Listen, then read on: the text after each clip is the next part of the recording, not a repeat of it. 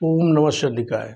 मैं सर्वेश कुमार सिंह चंचल आज प्रशासनिक हाथों में क्या लक्षण होते हैं इसके बारे में अध्ययन करेंगे।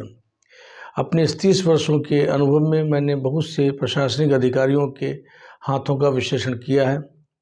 उनके हाथों में जो लक्षण दिखाई पड़े और उनके हाथ का शेप जैसा हमने देखा उसका हूबहू एक प्रतिरूप बनाने का प्रयास किया है, जिसमें कि हाथ की जो आकृति है वो लगभग आयताकार होती है। उंगलियां हथेली के लगभग बराबर या कुछ लंबी और उंगलियां सुडौल, रेखाएं स्पष्ट और साथ ही साथ में हथेली का जो रंग है वो गुलाबीपन लिए हुए, अंगूठा दृढ़ता लिए हुए। ऐसे लक्षण जो होते हैं वो प्रशासनिक योग बनाते हैं किसी भी जातक के हाथ में। आपके हाथ में अगर ऐसे लक्षण हैं जिनके बारे में हम अभी विश्लेषण करेंगे तो आप प्रशासनिक सेवाओं के लिए अपना प्रयास जारी रखिए। ऐसे हाथों में मुख्य रूप से जो उंगलियों का शेप होता है, जो ये उंगलियां हैं ऊपर की चारों उंगलियां, ये और हथेली का एक अनुपात जो होता है ये लगभग बराबर होता है या कभी कभी उंगलियों की लंबाई ज़्यादा होती है। ऐसे लोग विलक्षण प्रतिभा के धनी होते हैं।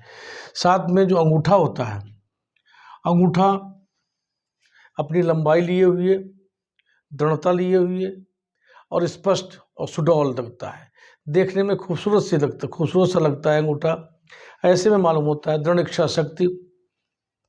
किसी भी जातक में कोई भी कार्य करने में जो इच्छा होती है वो प्रबल होती है और वो अपने कार्य पर निष्ठावान रहते हैं। ये प्रदर्शन करता है आपके व्यक्तित्व को और आपके प्रशासनिक योग्यता को। अंगूठे में दृढ़ता जो है उसका मुख्य लक्षण माना जाता है। इसके साथ में जो कनिष्ठिका उंगली है, सबसे छोटी उंगली, इसकी लंबाई अधिकतर हमने हाथों में जो प्रशासनिक हाथों का अध्ययन किया है उसमें जो इसकी लंबाई ज़्यादा देखी है। और कभी कभी ये लंबाई जो होती है वो जो अनामिका उंगली है इसके प्रथम पोर के ऊपर निकल जाती है, यानी प्रथम पोर और ऊपर के जो पोर है इसमें आधे के करीब पहुंच जाती है। इसका लंबा हो जाना व्यक्ति के व्यक्तित्व को और अधिक निखार देता है। ऐसे जातक जो होते हैं उनके अंदर अभिव्यक्त की क्षमता, समझाने की क्षमता, बात करने की क्षमता अद्भुत होती है, क्योंकि ये क्षेत्र बुध का क्षेत्र होता है और बुध क्षेत्र जो होता है वो स्मृति का क्षेत्र होता है, मेमोरी का क्षेत्र होता है।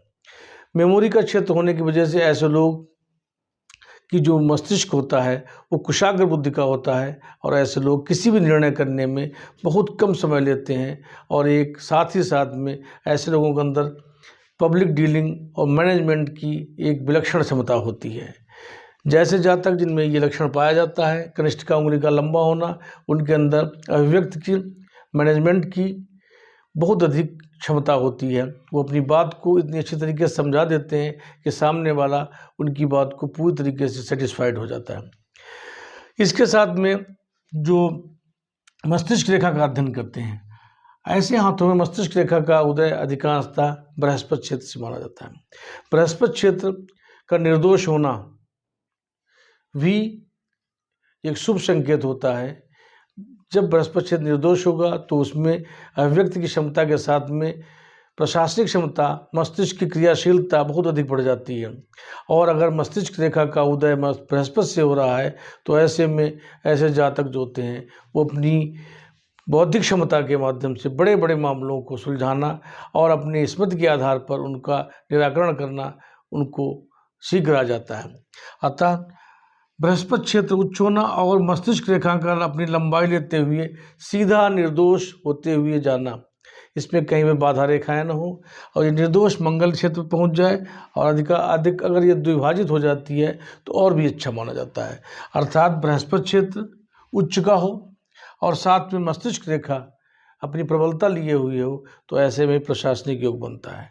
एक लक्षण और माना जाता है कि अगर मणिबंध से भाग रेखा का उदय हुआ है और सूर्य रेखा का उदय हुआ है तो इसमें राजयोग माना जाता है। राजयोग का अर्थ ही प्रशासनिक सेवाओं में होता है। अर्थात जो लोग राजयोग से विभूषित होते हैं उनको प्रशासन में बहुत अधिक संभावनाएं बनी रहती होती। ये लक्षण बनता है मणिबंध से। कभी कभी नीचे से रेखा आती है केतु क्षेत्र से और बढ़ती हुई शनि पर्वत पर पहुंच जाती है। ऐसी भाग्य रेखा का आना शुभ संकेत है। ऐसे लोग विलक्षण प्रतिभा के साथ में विलक्षण भाग्य के भी धनी होते हैं।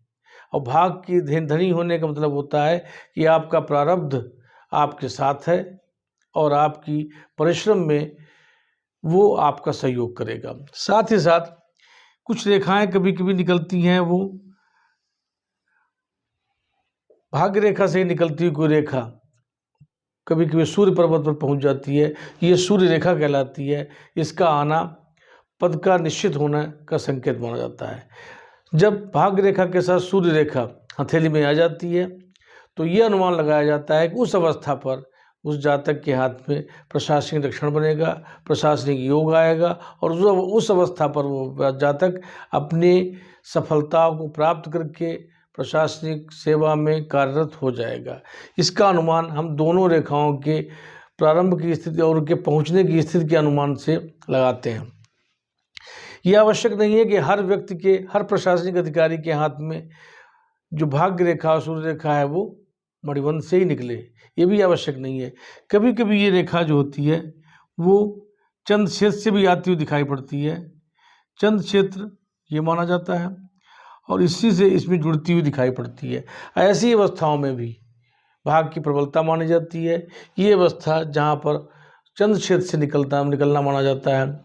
ऐसा अनुमान लगाया जाता है कि 21 से 25 वर्ष तक ऐसे लोग अथक परिश्रम करते हैं, कंपटीशन की तैयारी करते हैं और 26 प्लस पर ऐसे क्षेत्रों में जहाँ पर चंद्र क्षेत्र से भाग्योदय होता है, 26 वर्ष के बाद में भाग्य का प्रारंभ विशिष्ट होता है और वो प्रशासनिक सेवाओं में उनके लिए चांसेस बढ़ जाते हैं।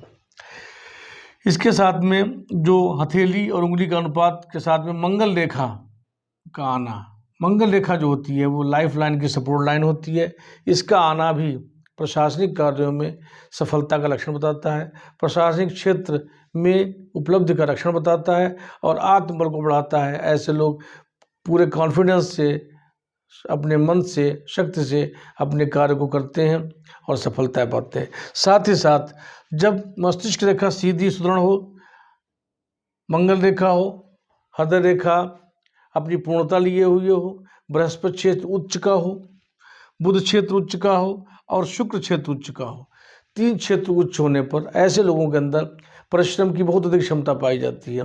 ऐसे जातक 12 से 18 घंटे तक वर्क करने की क्षमता रखते हैं और अपने विचारों से, अपने परिश्रम से वो प्रशासनिक क्षेत्रों में होने के बाद उसमें भी एक अपना नाम करते हैं और विशिष्ट योगदान के द्वारा समाज को एक दिशा देते हैं। साथ में चंद्र पर्वत, इन पर्वतों का उच्च होना, पर्वतों में कोई बाधा रेखा ना आना, ये भी एक संकेत होता है। और जो मुख्य एक लक्षण और देखा गया है, हमने कई हाथों में, प्रशासनिक हाथों में देखा है, उसमें जो तर्जनी उंगली है ये भी मध्यमा, ये जो है मध्यमा के लगभग करीब और अनामिका उंगली से थोड़ी सी लंबी देखी गई है। ऐसी स्थितियों में जब बृहस्पति की उंगली, यानी जिसको हम तर्जनी बोलते हैं, ये अपनी पूरी लंबाई ले ले और बृहस्पति क्षेत्र उच्च हो जाए तो ये एक प्रशासन का विशिष्ट योग माना जाता है। ऐसे जातक जिनके हाथ में ये लक्षण भी अगर आ जाए, जिसमें कि तर्जनी लंबी हो जाए, मध्यमा के लगभग करीब पहुंच जाए और बृहस्पति पर निर्दोष हो, कनिष्ठिका भी अपनी लंबाई लिए हुए हो, मस्तिष्क रेखा प्रबलता लिए हुई हो और साथ में मंगल और चंद्र, शुक्र आदि पर्वत उच्च के हों, तो ऐसे में विशिष्ट प्रशासनिक योग बनता है। ऐसे लोग प्रशासनिक सेवा में आने के बाद भी अपने क्षेत्र में एक नाम कमाते हैं और अपना नाम, उनका नाम जो है उनके पहुंचने से पहले ही वहां पहुंच जाता है, अर्थात वो पहले से ही प्रसिद्धि प्राप्त किए होते हैं। ये लक्षण हाथ में आना एक विशिष्ट योग बनाता है प्रशासनिक लक्षणों को। लेकिन एक चीज़ और भी बता दे रहे हैं कि कुछ हाथों में हमने कनिष्ठिका उंगली को छोटे स्तर पे भी देखा है कि अगर ये छोटी पोजीशन पर है, यानी ये अगर किसी हाथों में ये अनामिका से छोटी भी है तो भी ऐसे लोग, और अन्य रेखा, अन्य जो लक्षण हमने बताए हैं हाथ में जो, वो अगर पूरी तरीके से हाथ में उचित स्थिति में हैं तो ऐसी स्थितियों में भी प्रशासनिक योग बनता है। अर्थात कनिष्ठिका का छोटा होना कभी कभी तकनीकी क्षेत्र में सफलता और तकनीकी क्षेत्र के बाद में प्रशासनिक क्षेत्र में सफलता पाना ये योग बनाता है। अर्थात हाथ में ये सब लक्षण अगर किसी के हाथ में प्रतीत होते हैं तो ऐसे जातक अपने कॉम्पिटिशन्स में, अपनी प्रतियोगिताओं में, प्रशासनिक क्षेत्रों में सफलता प्राप्त करने का पूरा प्रयास कर सकते हैं और उनको सफलताएं भी मिलती हैं। लेकिन साथ ही साथ कहा जाता है कि मनुष्य अपने भाग्य का निर्माता स्वयं होता है। ये भी एक शब्द, ये भी एक युक्ति कही गई है। इसके अंतर्गत ये आता है कि ऐसे जातक जो अपना प्रयास करते हैं वो अपने भाग्य को बदलने की भी क्षमता रखते हैं। अर्थात आपका प्रयास अगर सार्थक है तो आप निश्चित रूप से प्रशासनिक सेवाओं में सफलता प्राप्त करेंगे और अपने देश का नाम रोशन करेंगे। हमारी शुभकामनाएं आप सभी को, कॉम्पिटिटर्स को जो प्रशासनिक सेवाओं की तैयारी कर रहे हैं। यदि हमारा वीडियो अच्छा लगा हो तो आप हमारे वीडियो को लाइक करिए, सब्सक्राइब करिए और अपने फ्रेंड्स और फैमिली के साथ में शेयर करिए। थैंक्स।